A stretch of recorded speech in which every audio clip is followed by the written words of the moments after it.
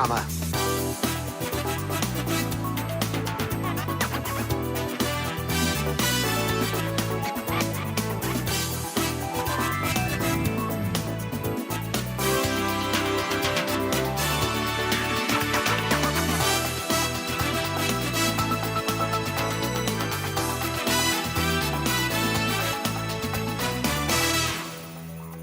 With thousands of auction lots going under the hammer each year, there is a huge choice from barns, bungalows and big houses. Yes, but what inspired the bidders when they raised their hands in the air on today's programme?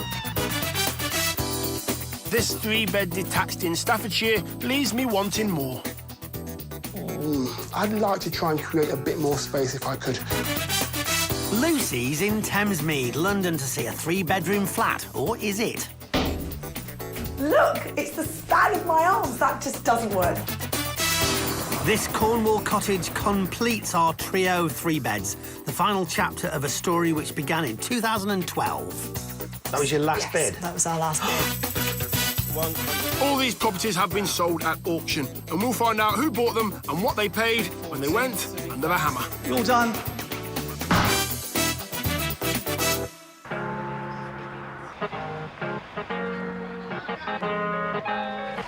We're off to Staffordshire and the market town of Newcastle under Lyme, famous for its felt hat manufacturing from the 17th to the 19th century. Over a third of the town's population were involved in the industry. Hopefully today's property will be more of a top hat than a flat cap. The property I'm here to see is on a busy main road, but it's just walking distance from all the shops, schools and amenities you could want. And it's only 10 minutes away from the M6. And here it is. It's a detached property, has a guide price of £175,000, and it's got 3 bedrooms. Now, in the catalogue, it says it needs a bit of modernisation. I'm going to see how much it exactly needs. Well, from the outside, this looks like a very substantial property, and I do happen to know that this is a very sought-after area, thanks to its proximity to the local schools and amenities. I do like that this house has a bit of a front garden, sort of sets you back a little bit from that busy main road, noisy, busy main road, into this really nice hallway, spacey, quite a grand entrance, which I do like. It's a bit dark because you've got this wood panelling, but lots of room. 2 reception rooms off the hallway, fireplace, and a really nice big double glazed window there. And from what I can see, double glazed bay windows and a fireplace as well in here. Down the hallway, you've got stairs. Down the hallway, you've got this storage heater there, which tells me there's no central heating in here. And this strange sort of corner chimney breast seems to be taking up far too much space. I'd want to get rid of that. And most of what's left in the kitchen and completely modernise it with a nice, fresh, brand new kitchen. And those windows there looking out into the back garden, bit of stained glass at the top as well. I do like those. But I don't like that up there. Signs of a leak, and I can see some staining on the plaster as well. I'm going to have a look upstairs, and I might just find the cause. Well, before that, let's have a look around this 1950s kitchen.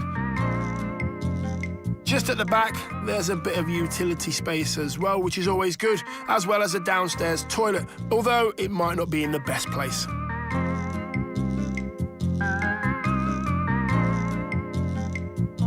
Now, this kitchen might not be to your fancy, but there are a growing number of people very keen on 50s furniture. So before you chuck it in the skip, it might be worth investigating online to see if you could sell it to someone who fancies a kitchen.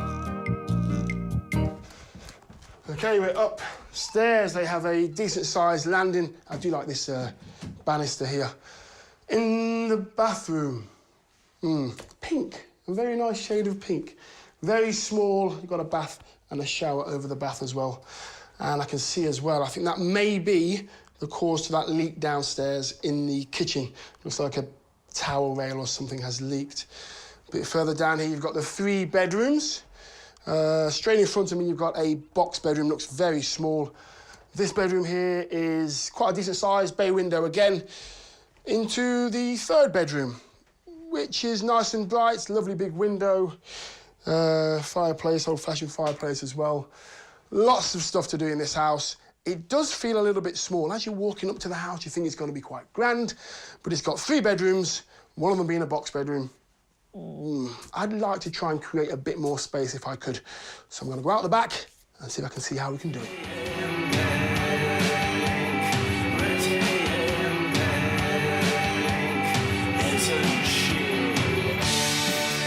Unlike the bathroom, the rest of the property isn't in pink. In fact, I think it really needs a total rethink. I'm out in the back garden and just have a look at the space that you've got out here. It's been looked after as well. Could make it a really nice family back garden. Right, how can you create a bit more space inside the property? An extension. You've got enough space in the back garden to do so. Can you imagine? 2 bedrooms upstairs, 1 with an ensuite. Downstairs, you'd have a kitchen diner, a little bit more space for your family. A bit selfish, but that's exactly what I'd do. This property is crying out for an extension, but it does depend on what the buyer wants to do with it. Plus, any extension work, of course, has to be approved by planning, which is not always straightforward. There is a nice big garage attached to the side of this property that just adds to the potential here. Time to hear what a local estate agent thinks is the best option for this property, guided at 175 grand. Ideally, given the large plot this property has, I would like to see it extended. That's certainly what I would do, really turn it into a very large, imposing family home. I personally would do a 2-storey extension out to the rear, utilising the large garden. You'd still have a large garden after that, turn it into a 4-bedroom, 2-bathroom family home. The agent thinks that this fairly substantial property could cost as much as 100 grand to extend and get back into shape. And remember, the guide price was 175 grand. So what could it sell for? Should the property be restored to its former glory and have the extension carried out, I suspect the property would be worth in the region of £345,000. This is a house with loads of potential in a great area. If it was mine, I would look to extend, try and get an extra couple of bedrooms upstairs and a bit more space downstairs. Let's see who fancied it when he went under the hammer. Attractive house of character, it's detached. What should we say for this? 150 to start? What would be that? 150 bid, thank you. £150,000. 160 can I see now? 160, out 160 now. 170? £170,000. 180? Bidding got off to a pretty good start. We rejoin at £240,000. 240. 242. 242. 245. 245. 250. 255. 255. 260. 257. 260, madam. 260. 262. No? If not, £260,000 for the first time, £260,000 for the second time, third and final time at £260,000. Your lot, madam, well done. The person doing the hugging there was Hannah, who got her mum to do the bidding for her. This property is going to be a new home for Hannah and her kids Rio and Esme. I met her back at the property to find out the plan. Hannah, nice to meet you. Pleased to meet you. Congratulations, by the way. Thank you. I think you've got yourself a bit of a gem. What drew you into this property? Mainly the location. I've been living with my parents the last 6 months, trying to find somewhere in this area where the kids go to school. And there was just nothing on the market at all. And then the week before the auction, we spotted the board outside and went for it. How was it living at your mum's? Difficult? OK, it's OK. You know, having tea cooked every night and my washing done. So, you know, it's been quite a nice 6 months and it's back to reality with a big bump. What was the first thing you seen about this property that made you think, wow? It wasn't so much the property. As I say, it's more the location. But it's a really nice plot and obviously it's got a hell of a lot of potential. So really that's what drew me towards it. You own it. Tell me what you're going to do with it. Knock it down. Start again. Start again. I'm going to put a double extension on the back, so to create a master bedroom with ensuite and walk-in wardrobe. And that should hopefully also open up the kitchen at the back. and make it into like a lounge dining area with the bifold doors. Increase the size of the bathroom if I can upstairs by going over the top of the existing outhouse area. And then just updating the whole property, really, modernising, plastering walls, changing flooring, that kind of thing. So, yeah. Have you checked on planning for that? Is there any issues with planning? At the moment, it's all in the pipeline. The architect's drawing up the plans as we speak, and hopefully, I don't anticipate there being any problems, but who knows? It's obviously, that's out of my hands. And it's all costs as well. What's your budget? Tell me your budget. My budget is up to about 100,000, but I'd like to think that I'm going to spend about 70. But if it is that I'm getting towards the end of my budget, because my budget it's not limitless. That is the budget, and if it goes over, it's a matter of, it might be that I have to wait a few months to earn the cash to plaster a room or do a certain, decorating or some floors that I want putting down. But I think that's a reasonable budget. I'm going to try and project manage it as much as I can, do a lot of sourcing of the products and stuff like that. And I like a bargain, so... Yes. Yes. We all like a bargain. That's right. Well, it looks like Hannah's got her head screwed on. Plus, she will be calling on help from her family and friends, particularly Mum and Dad, to try and keep the costs down. After all, this is not just an investment to Hannah and her kids. This is the forever home. This is my home forever, until the kids are certainly at an age, and I might decide that I want to move further afield or whatever, so yeah. But it's exciting, isn't it? Knowing this is going to be your home. Your children are going to be living here with you as well. There's going to be an element of excitement from what it is now to what it's going to be. Definitely. It is. It's good fun. I'm saying that now, and hopefully in 4 to 5 months when it's all perfect and exactly how I want it, it'll all be worth it. I think it'll be a lovely home. I really do. I think you chose very well. Hannah, good luck. I wish you all the best. Thank you. Hope it goes well. Thank you. What a lovely lady Hannah is, and I'm really pleased for her and her children that they potentially have found their forever home. Quite a bit of modernisation to be done on the inside. The extension is a great idea because she's got more than enough space. I'm quite excited about this one. You can find out how she gets on later on in the programme. Thamesmead in southeast London is good commuter territory. The city centre is about half an hour's drive away. There are 2 bus routes and a 20-minute train ride from Abbeywood train station. But the real bonus is Crossrail on the horizon. This development was part of a 60s futuristic vision, an attempt in the main to offer social housing. But the site was prone to flooding, so the living accommodation was limited to the upper floors, with garages below and walkways and elevated roads, which, as Lucy discovered, tend to be a little on the noisy side. Look up there and you can see it. And boy, can I hear it. Well, that's the main A road, which is great for commuting, but definitely, well, not the quietest spot or the prettiest view. But it's not about appearances here, because the 3-bedroom flat I'm here to see is here. The guide price was just £90,000 plus, which might sound cheap by London standards, especially when the average price in the capital has just hit £600,000 for the first time. That's incredible. In many parts of London, prices are still rising, so this lot sounds like a potential bargain compared with properties elsewhere in the city. But if something seems too good to be true, it usually is, and there is a reason for this low guide price. The fly in the ointment here is its concrete construction, which is deemed non-standard.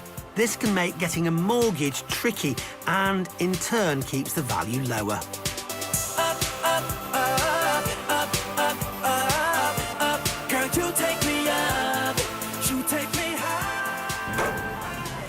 Somebody needs to collect their post. But you walk in, stairs are right there in front of you, little cubbyhole area, you've got a little bathroom and a loo downstairs, and 1, 2, 3 bedrooms. Quite unusual to have the bedrooms and the bathrooms and everything all downstairs. So bedroom there, a little bit on the small side. Bedroom here, very much on the small side. Really? I don't think this is a bedroom. Look, it's the span of my arms. That just doesn't work. The first thing I would have to do here is to take down this partition wall and open this place up. Even though you do have your own window here, I just think you can't call this a bedroom. And it would make next door so much bigger as well. So really, it's just a 2-bedroom flat, I think. This is a case where 2 is better than 3, so you're more likely to put off buyers with a tiny room, and you certainly couldn't rent it separately. So if you call this a 3-bed flat? You got to be kidding. You got to be kidding. Yeah, you got to be kidding. Well, upstairs it gets a whole lot better and a whole lot lighter. I mean, straight away you can see you've got light streaming in through there, loads of light coming in from the lounge, which is fantastic. And then you've got this really odd room. What is it? I don't know, but it's good for storage, I'll say that. And it's even got a window in it. In fact, I think that's better than the silly little room downstairs. But we'll move on. We've got the kitchen. Now, this may not be to everybody's taste, but a big window and a big view. You look straight out onto that massive big roundabout. Great if you love looking at cars. If you don't, then that's not so great. But the good thing is you can keep your eye on your own vehicle down there because the car park's there. You've got enough space in here for the kitchen, but there's more. Follow me. Through the shutters. And you've got another view. How amazing is that? Look, so you've got car park and concrete that side and lovely greenery this side. So you could have your table and chairs in here. You could really improve this room by just getting rid of all these little cupboards. The space could be so much bigger. So you could have one little view there, little view there. It's really nice to have a dual aspect kitchen.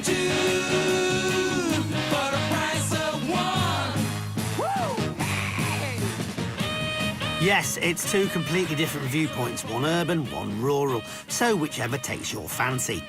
The overall view of this split-level flat is that it needs some updating, but it could be a great investment. Although, if you were thinking of buying to let, there's something you should know. From April 2016, additional stamp duty charges came into play and, well, they'll be applied to any buy-to-let or additional homes. So, using that flat as an example, in the past, you wouldn't have paid anything if you'd have bought it for £90,000. However, under the new regulations, you'd now be liable for the 3% of the price. So, buy for the guide, and that means an additional cost of £2,700. Definitely something for investors to bear in mind and to budget for if they want a good return. A quick check on the government website will clarify it further. So, bearing that in mind, can the potential uplift here cover any extra costs?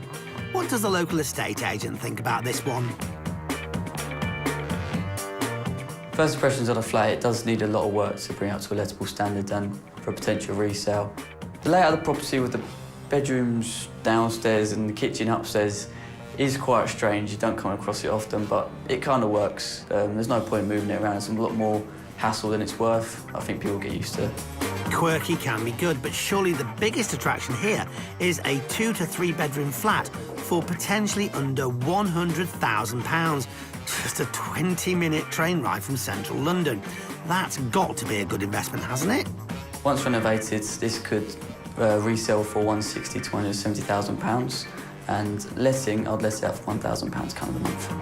So, potential profit to be made here. And further good news is that there is 111 years left on the lease.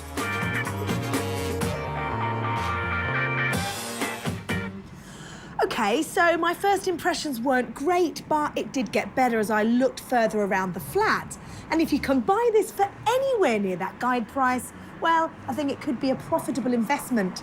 Who agreed? Let's head to auction and find out. Lot 114.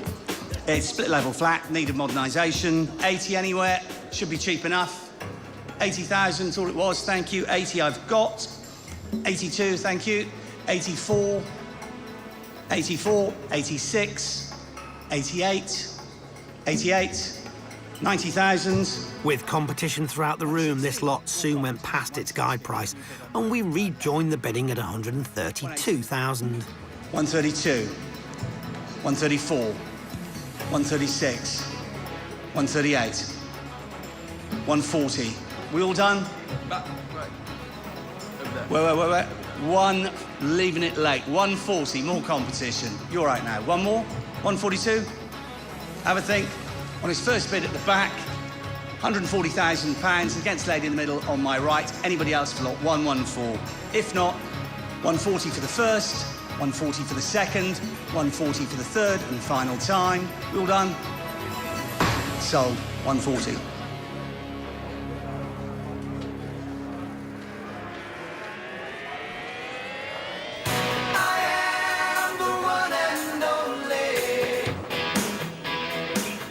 That one and only bid of 140,000, 50 grand over the guide price, was made by Ross. Ross has been doing property refurbishment for the last 4 years, and yes, he has bought it as a buy-to-let.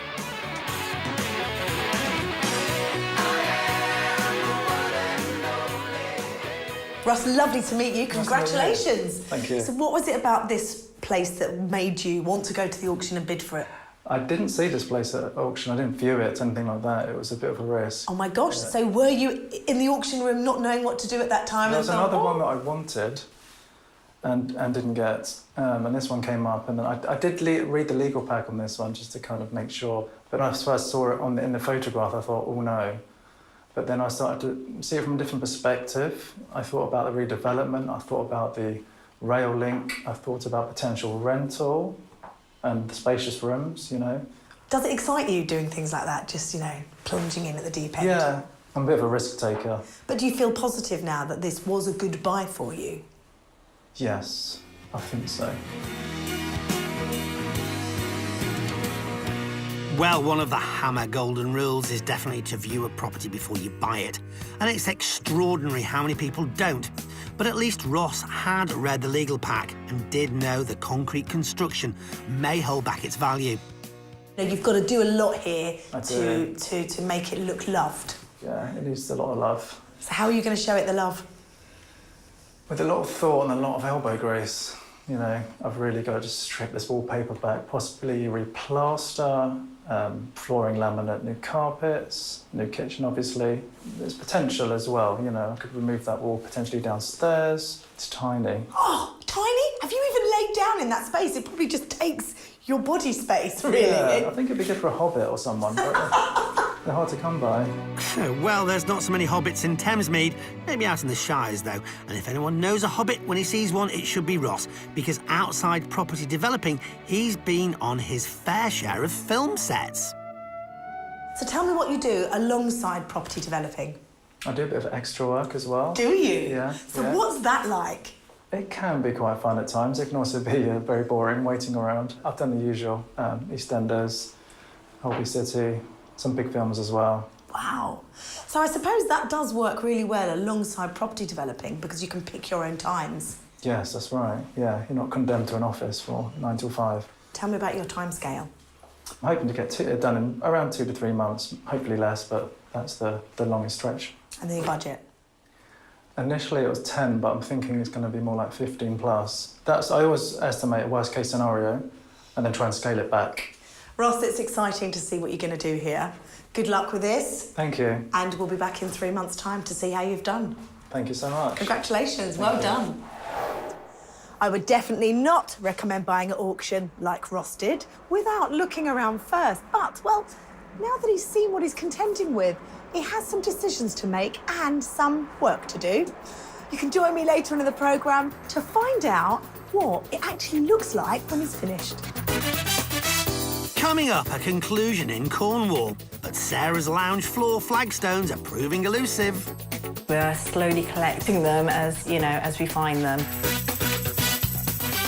And in Thamesmead, London, will the tale of 2 tiny bedrooms turn into an epic drama for film extra Ross?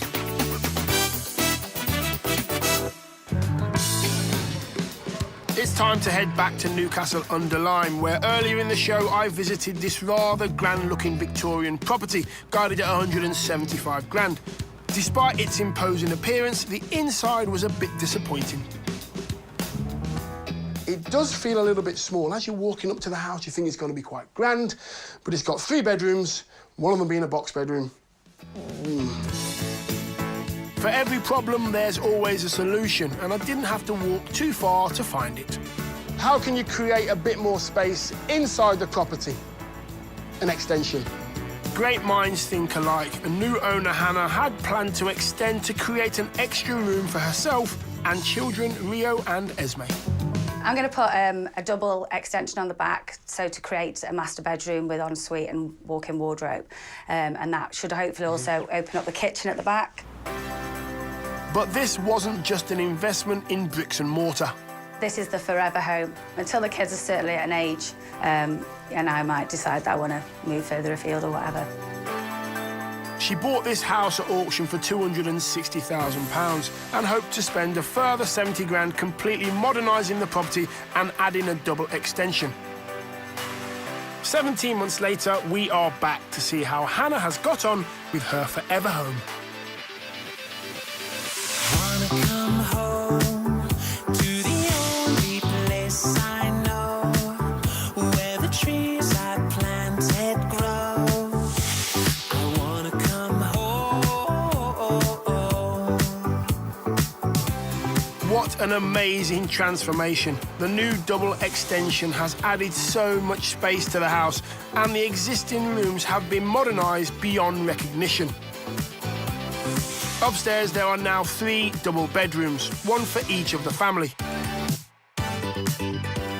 There's also a study, which Hannah uses as her office, and a large family bathroom with twin sinks, which is handy for the teenage children. Hannah's bedroom also has a walk-in wardrobe and a luxurious ensuite. I guess my favourite feature is my bedroom. I'm really glad that I had the French windows in there. It just makes it so light, and it's just absolutely lovely to just lie there with the light coming through the window.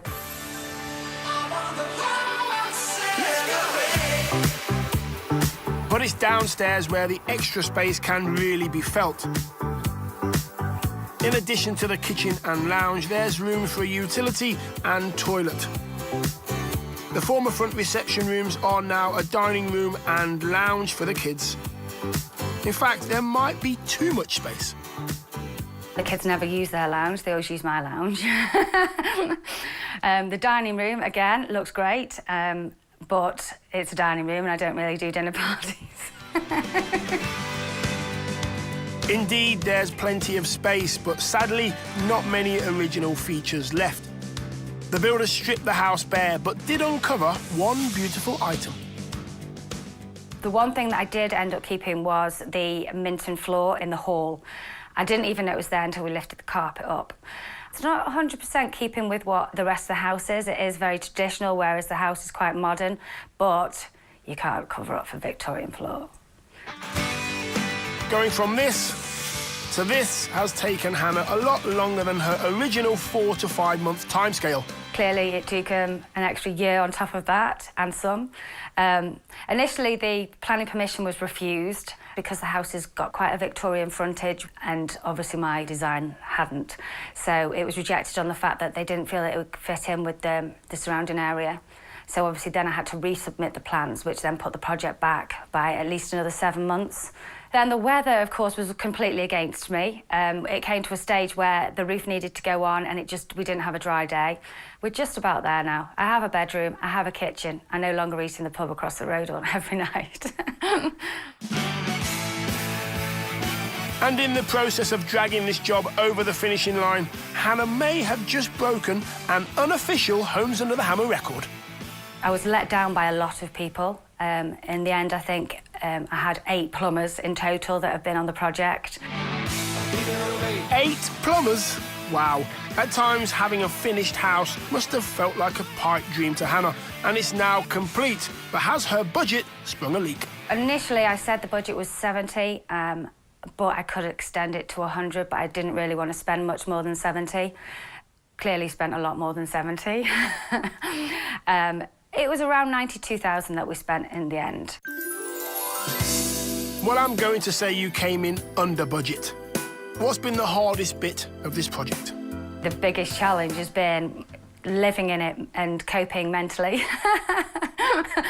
The stress of having 2 children, teenage children, and being a single parent and trying to manage a house with no kitchen, no bedroom and no heating did all become quite a lot at one stage.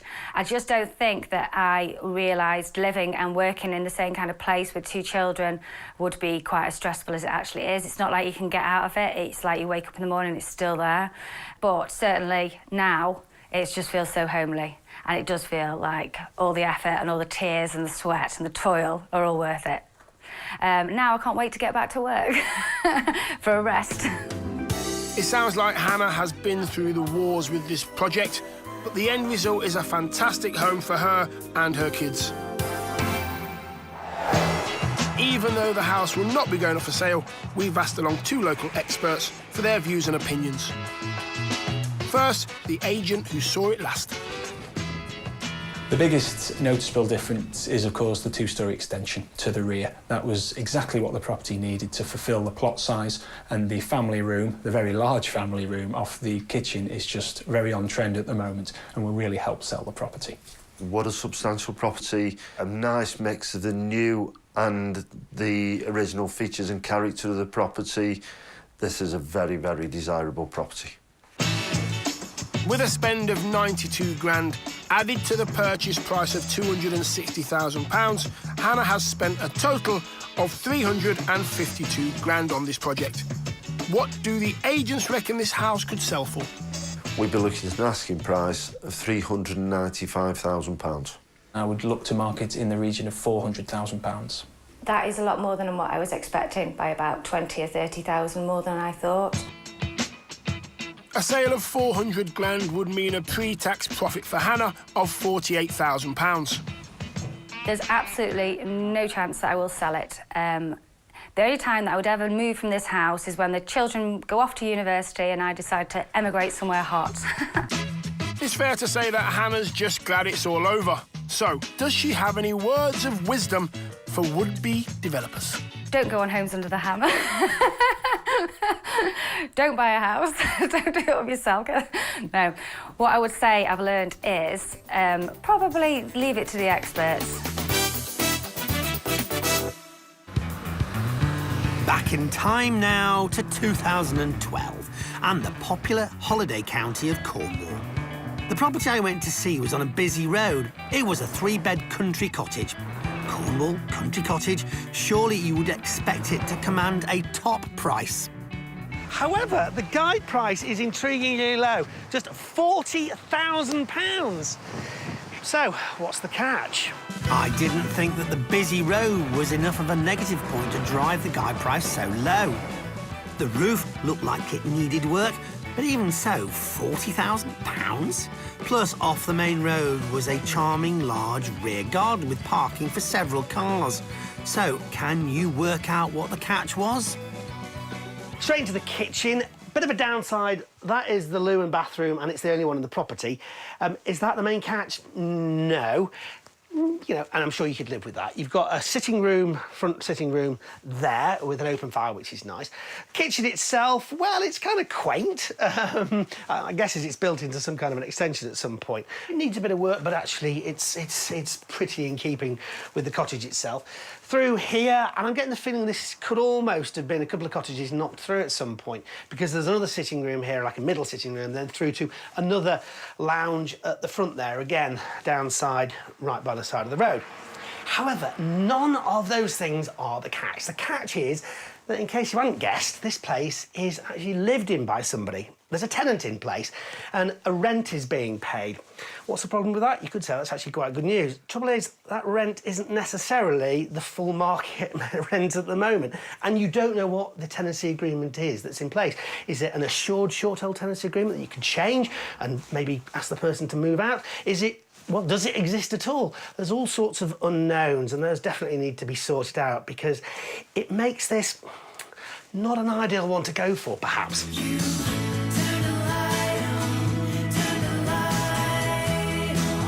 If ever there was a case for reading the legal pack very carefully, this was it. An assured short-hold tenancy gives the landlord the right, with proper notice, to regain possession after the fixed term of the tenancy is up. However, an assured tenancy is more complex, as there are limited circumstances whereby a landlord can take back possession. It's all very complex, but you can bet you can't buy a place and just move right in. Back to the house itself upstairs. In order to access the third bedroom, you have to come through here. I mean, in terms of a layout, it's not ideal at all. The bedroom itself is quite good, so what's the solution? Well, it might not be as expensive or difficult as you might imagine. Just moving the stairs to the centre of the property would solve all your problems. Well, that would gain access to the front bedroom from the opposite corner. So move it on over, move it on over, move it on over, move it on over. And the rear bedroom and master bedroom would also have their own separate doors, a much better arrangement. But all these changes would need checking with the planning department, as the structure was built in 1847. The agent who viewed the property said once renovated and assuming no sitting tenants, the market value would be in the range of 125 to 130,000.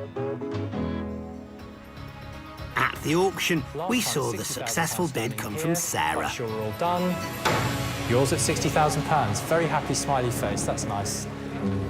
There with her husband Graham and their next-door neighbours, you guessed it, Sarah and Graham were the existing tenants, along with their 4-year-old son, Toby.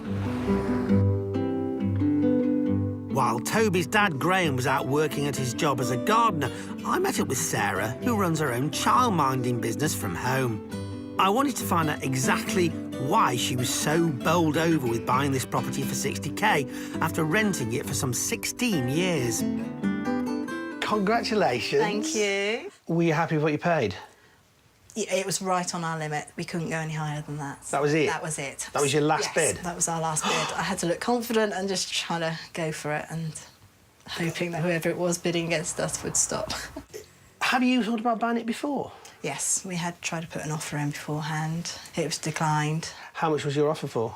55. OK, so you had to pay a little bit more. Yes. But the prospect of the sale of this house, what did that mean to you? It was very nerve-wracking and not knowing what's going to happen, really. It was like we had to go for it or... What would the worst-case scenario have been? We were always told they couldn't get us out, so if anybody else bought it, it would have to deal with somebody else. And hoping they would do the house up, because there's a lot of work needs doing to the place. Right. But how they're going to do that while we're living in here was all going to be very difficult. So you said they couldn't get you out? What do No, you mean? we had a assured tenancy, so... For how many years, though? Well, there wasn't any... We have never signed anything. There wasn't anything in place. We were told we could stay here as long as we'd like. The complex issues of the tenancy and the outstanding work seems to have helped keep their house affordable. It turned out to be a good buy, as a mortgage lender valued the property at £120,000. So you got a £120,000 house for 60,000? Yes, yes. So that was our one and only option and of buying our own home, and it's worked out, thank goodness. It took a whole lot to do it, but we did it. Yes, we did it, boy. They did indeed do it, thanks to Sarah's poker face technique at the auction. So now it was theirs. Ownership begged the obvious question. What are you going to do to it? Well, we're hoping to get the bathroom upstairs. Right, where? In the large bedroom, just cut that up a bit, OK. hopefully. And if we can move the stairs, hopefully that will separate the house into 3 bedrooms and a small bathroom. And then the bathroom downstairs, keep that? Or? No, we'll move that and turn that into, hopefully get some planning to extend out slightly and have a kitchen diner. Husband Graham hoped to do most of the physical work himself with the help of a builder friend. The intention was to do it in 3 stages. Stage 1, repair the roof and replace the windows. Stage 2, move the stairs and fabricate the upstairs bathroom. And Stage 3, add the extension and a new kitchen. And they weren't sure how far their initial budget of £8,000 would stretch. We returned 2 years and 4 months later, Sarah and Graham's 19th year in the property. Stay with me. Stay with me. For tonight you better stay with me. Toby's bedroom had sprouted some fitted furniture.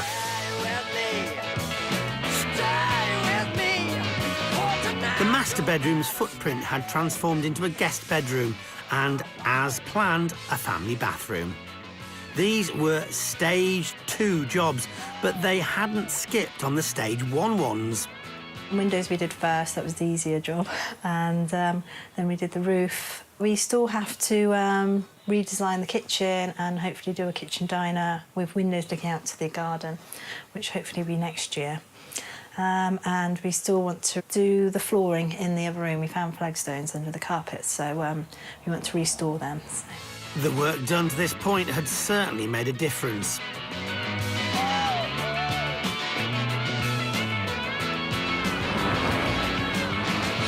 The major external jobs on the roof and windows made the cottage look much neater. Sarah took us through some of the changes. Well, in this room, we have moved the stairs. We have the stairs before was here in the corner in a cupboard, and now we've moved it to the centre of the house, going up. And also, we've removed the wall to open it up and give us a lot more space and light in this room, which is great. Sarah and Graham's bedroom was a work in progress, but Toby was straight to the point about his. It's good. He loves his new room. He's so proud. He always wanted fish, and he always said, as soon as you have your new room, you can have some fish. So he's now got a fish tank. We met Toby's new pets, Goldie, Wriggler, Spotty and Stripey. But these weren't the best bits of his new room. It used to be a bit long travelling to the bathroom because we had to go all the way downstairs. Until funds permitted, stage 3 was in the pipeline, but Sarah felt very different now that they were the owners and occupiers instead of being tenants. Now it's ours, and because we've put the work in as well, it makes us feel, you know, like we've done this. And knowing that you're not putting money in where you're wasting it and somebody else might take it away from you. So, yeah, everything we put in it is ours now, so.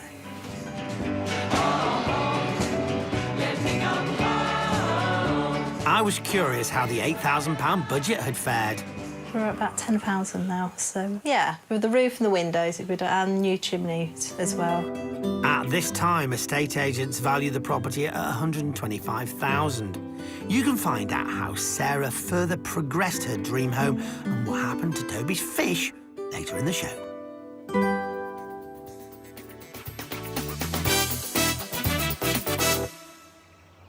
Well, we wait patiently while our buyers get on with their renovations, and often things turn out marvellously. Yeah, but sometimes things can go wrong for a variety of reasons. Why don't we find out how our 2 remaining properties got on today? Time now to head to southeast London and to Thamesmead to catch up on a split-level flat that Lucy saw. And although the catalogue stated it was 3 bedrooms, this was being a tad optimistic.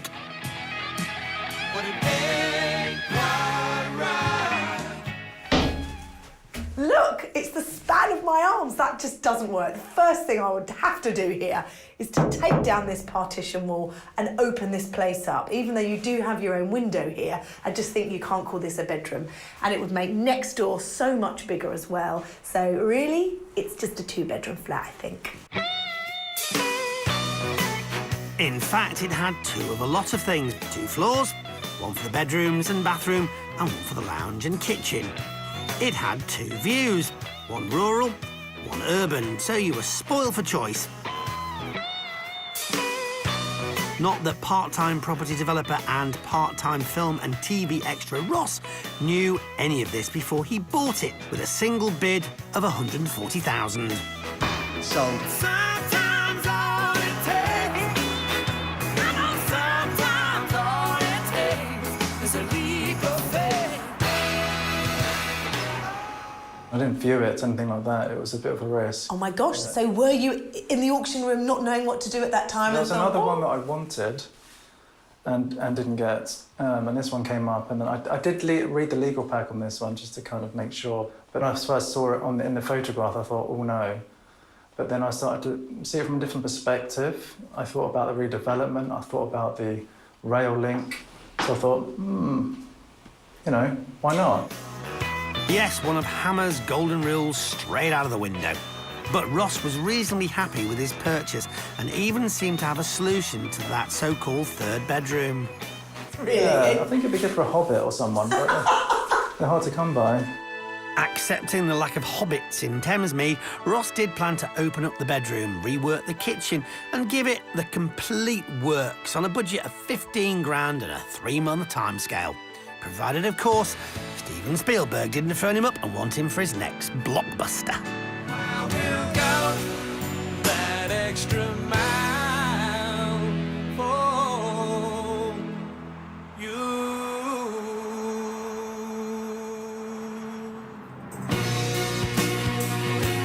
Just 2 months later, we're back. Has Ross given this flat an extra something? Why, yes, he's gained more by going for less. There's just one decent bedroom instead of 2 tiny ones. The other bedroom on this floor is crisp and clean.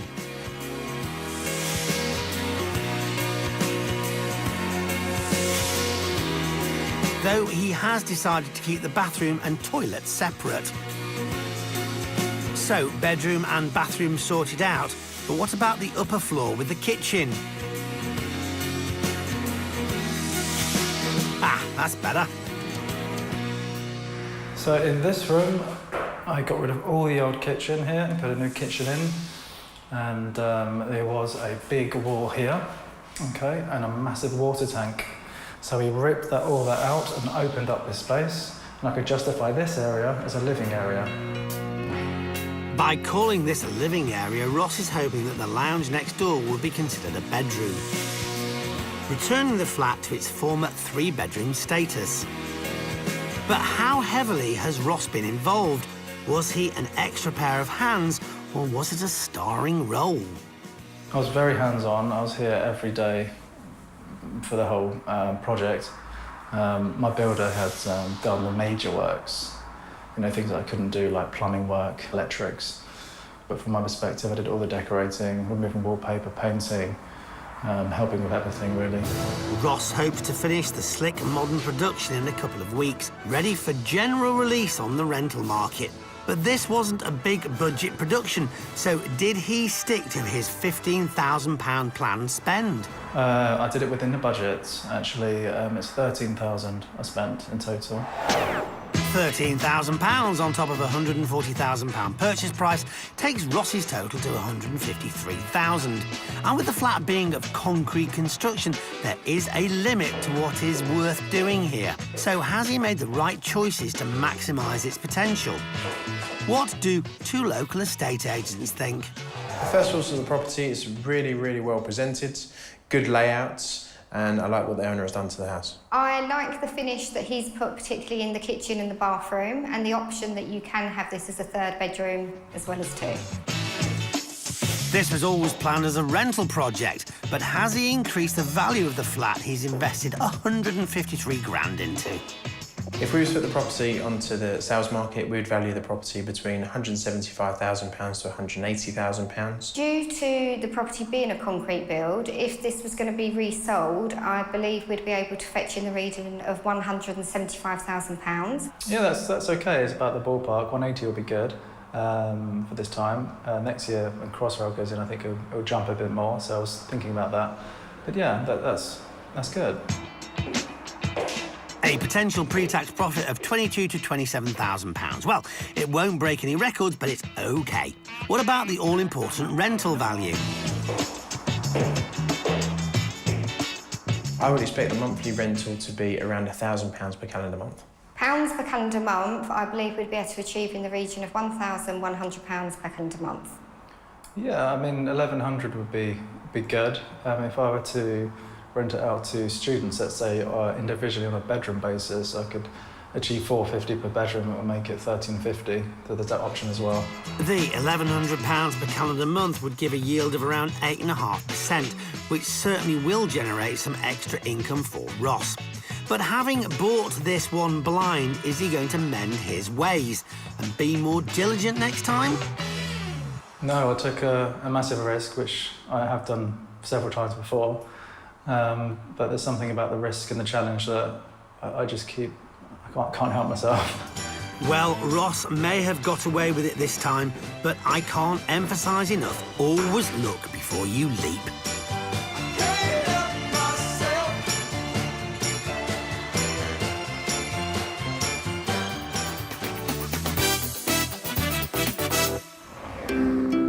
Previously, I was in East Taphouse, Cornwall, where in 2012, on a busy road, I looked at this 3-bedroom semi-detached cottage.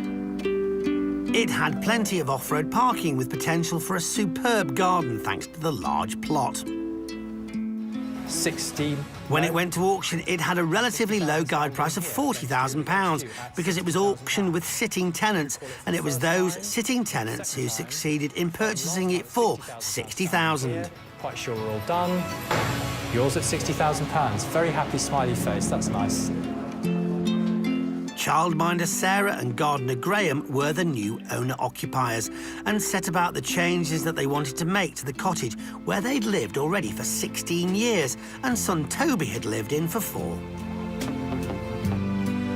In the years to come, Graham and a builder friend got to work, split into 3 stages.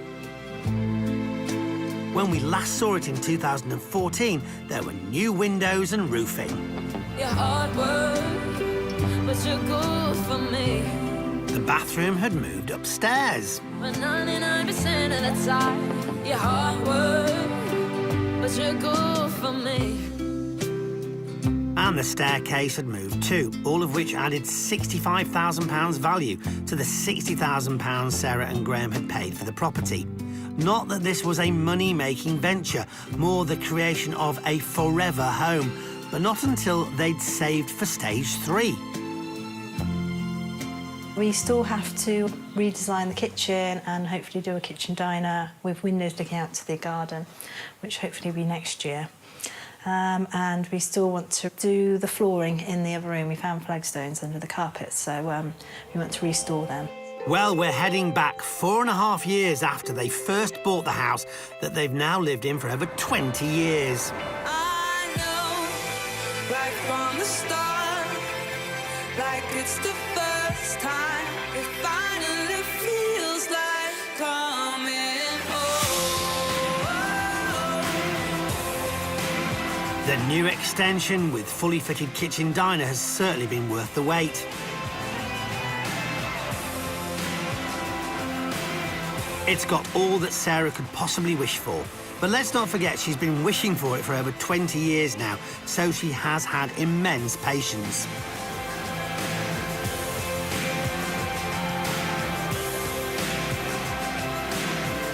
The light and airy extension gives views over the Cornish countryside that were never seen before from downstairs, and husband Graham cashed in part of his pension to fund the work.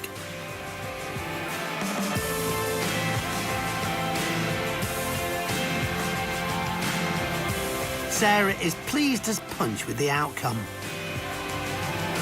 The kitchen diner has made a huge difference to us. We're able to see Toby play in the garden, we've got extra space now, we can all sit together at the table and, you know, enjoy meals as a family. The downstairs bathroom area is now a hanging space for coats and a small lobby with a downstairs loo and sink. There's also featured exposed original brickwork here. Sarah and Graham's bedroom has also been completed.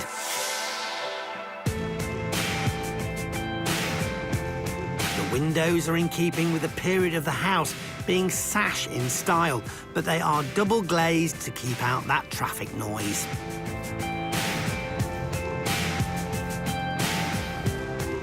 What about the plans to restore the flagstones?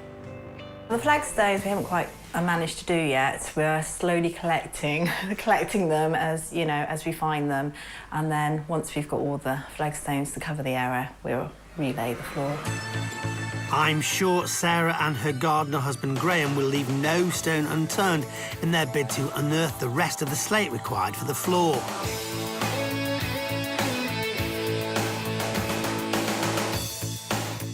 Toby has grown up in the house, and it seems that cricket practice has paid off. Toby at the moment has got into sport a big way with both his cricket in the summer and with his football. He's been just signed up to play with the under-9s with Plymouth Argyle. So that has taken most weekends and 2 evenings during the week of training. It's completely gone of our time. Sadly, Sarah and Graham's time isn't the only thing that's gone. Wriggler, Spotty and Stripey have gone too. We are down to one fish now, Goldie. He's rather big. So, yes, we're down to Goldie. I don't think it would be polite to mention time scales here, but what about the budget? The last time you were here, we spent about £10,000. Now we have spent another £15,000 extending the kitchen and putting a new kitchen in. Along with the auction price of £60,000, that's a total of £85,000. That must have added significant value over the years. We're never going to sell. This is our home and it always will be. Sarah, Graham and Toby are just delighted to have their own home. But you know us, we like to know the numbers. Just call us nosy.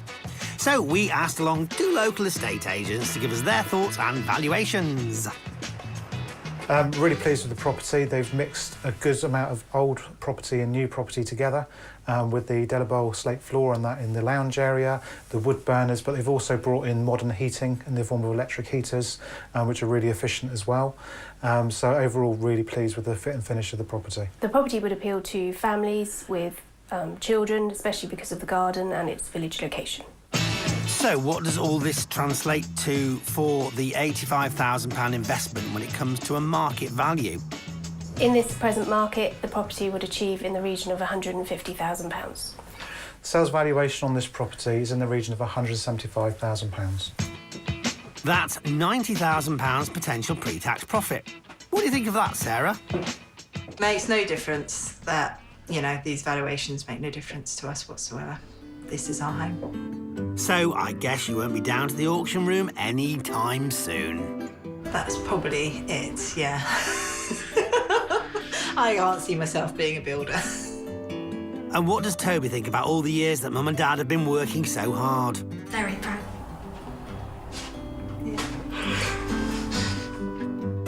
And apart from sourcing the Delabole slate for the lounge floor, are there any more jobs for Graham to do? Just the garden, maybe.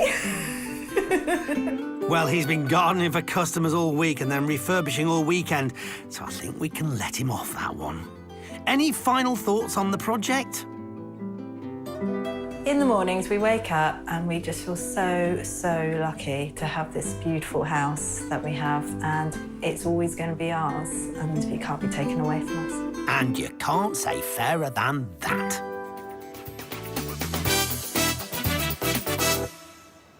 We hope you enjoyed today's auction stories, and there's loads more where they came from. Yes, the auction action never stops, and neither do we. So join us next time for more Homes Under the Hammer. Goodbye. Goodbye.